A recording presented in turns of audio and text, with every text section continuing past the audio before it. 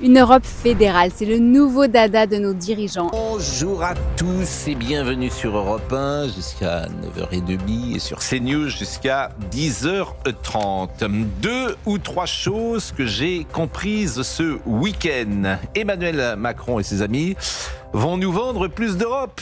Et oui, si l'Europe était fédérale, nous serions plus forts. Et ce n'est pas une lubie passagère, mais bel et bien un projet avancé avec des implications énormes pour toi, ta liberté et ton épargne. Voyons ensemble pourquoi ce sujet est central et pourquoi il mérite qu'on en parle sérieusement, mais avec quand même une petite touche d'humour et de légèreté parce que sinon, franchement, c'est déprimant.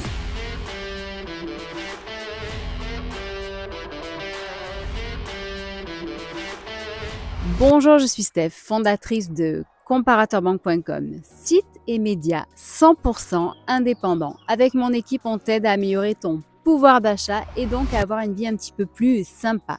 Si tu aimes ce type de sujet, abonne-toi vite et active la cloche pour ne rien rater. Je vais partager avec toi des informations que j'ai trouvées sur des médias alternatifs. Donc, si tu n'écoutes que BFM, TF1 ou l'Express, eh bien ça risque un petit peu de te choquer. Mais on est là justement pour en discuter calmement et en toute liberté tant que cela est encore possible. D'abord, on va commencer par poser certains chiffres sur la table. Selon un sondage IFOP de 2023, 65% des Français estiment que l'Union européenne va dans la mauvaise direction. Pourtant, eh bien, Ursula von der Leyen et Emmanuel Macron et d'autres leaders européens poussent l'idée d'une Europe fédérale plus forte. Un seul président pour 450 millions d'Européens. Un seul gouvernement supranational. Une armée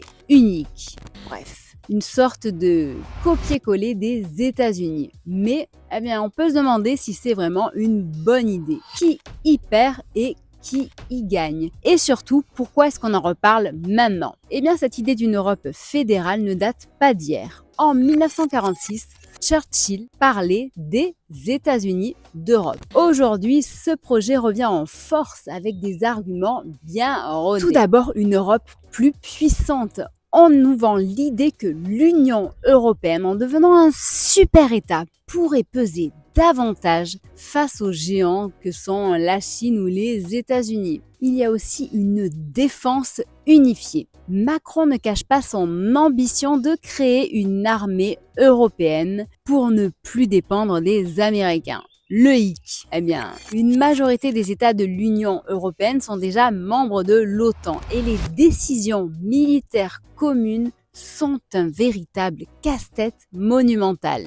Enfin, il y a aussi la politique économique qui serait soi-disant plus forte avec une harmonisation fiscale. Tu imagines le rêve de la gauche. Tous les pays à la même fiscalité, budget commun, en gros un prélèvement automatique XXL sur les États membres.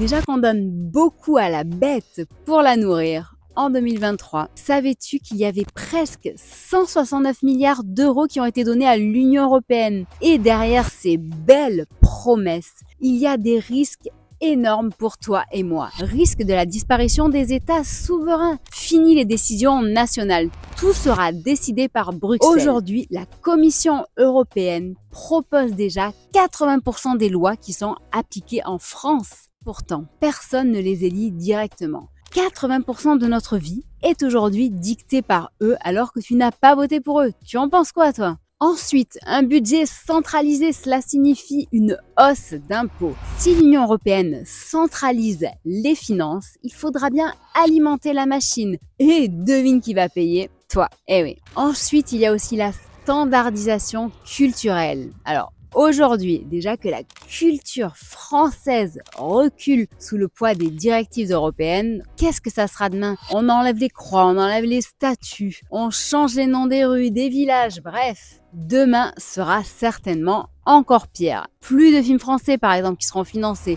des quotas TV qui seront revus à la baisse et peut-être même un Macron Burger dans nos cantines. Revenons d'ailleurs sur notre cher président. Aurait-il un agenda caché avec l'Europe fédérale? Tu sais, la fameuse théorie du poste en or dont Pascal Praud a parlé sur CNews récemment. Et d'ailleurs, je trouve que ce n'est pas bête. Comme Macron ne pourra pas être réélu en 2027, un poste à la tête de l'Union européenne pourrait être un joli lot de consolation peut-être, non? Faire diversion est la solution quand ça va mal dans un pays. On cherche un grand projet pour détourner l'attention. Donc après le Covid, après la pandémie, cette guerre tombe à pic. Et l'Europe fédérale est la solution. Pendant ce temps, on évite de parler de la crise agricole, du chaos migratoire, des faillites qui explosent en France, avec une hausse de 35% en 2023 selon la Banque de France. Regardons maintenant l'impact sur ton argent. L'Europe fédérale, c'est des taxes et des prélèvements mutualisés, un impôt européen direct, et d'ailleurs déjà à l'étude pour financer des projets européens. Mais il y a aussi ton patrimoine qui pourrait être en danger. Bruxelles pourrait taxer directement les comptes en banque, comme cela a déjà été le cas par exemple en Italie en 92 ou alors en Argentine en 2001. En cas de récession, la France ne pourrait plus ajuster sa politique budgétaire et monétaire selon ses besoins. Avec une Europe fédérale, les impôts et taxes centralisés pourraient avoir de lourdes conséquences sur ton épargne. Nous avons déjà entendu parler de l'imposition directe dans l'Union européenne. Comment te protéger? Eh bien, c'est là qu'intervient la diversification financière. S'appuyer uniquement sur un système financier ou une politique gouvernementale est bien trop risqué. Voici donc comment tu peux protéger ton épargne. Multibancarise-toi. Évite de placer tous tes fonds au même endroit. Tu peux donc détenir des comptes dans différents pays et dans différentes devises pour réduire les risques. Investir dans des classes d'actifs différentes. Les actions, les ETF, les obligations en plus de tes liquidités contribuent à créer un portefeuille équilibré. Et je reviens dessus, détenir plusieurs devises. Diversifier en USD peut aider à se protéger contre la dévaluation de l'euro. Eh bien, sache que tout cela peut se faire par l'intermédiaire d'un courtier qui est réglementé par l'Union européenne. Il s'agit de Freedom 24 qui donne accès aux actions, ETF et obligations mondiales sur les principales bourses dans le monde, ainsi qu'à d'autres opportunités de diversification. Il s'agit d'investir, la sécurité prime avant tout. Alors, on investit sur différents marchés et conserve ses avoirs dans différentes devises avec un rendement compétitif. Et justement, Freedom 24 est une filiale de Freedom Holding Corp qui est cotée en bourse au Nasdaq et qui opère sous la supervision de la Banque de France et de l'ACPR en France, assurant ainsi un environnement d'investissement régulé et stable. D'ailleurs, en ce moment, ce courtier international offre jusqu'à 20 actions gratuites pour ceux qui ouvrent et financent un compte avant le 30 avril. Ces actions varient d'une valeur allant de 3 à 800 $ chacune. Et pour recevoir celle-ci et obtenir des rendements élevés et aussi diversifier tes actifs, je t'invite tout simplement à consulter le lien qui est en descriptif de cette vidéo. Par rapport à tout ce que je t'ai dit,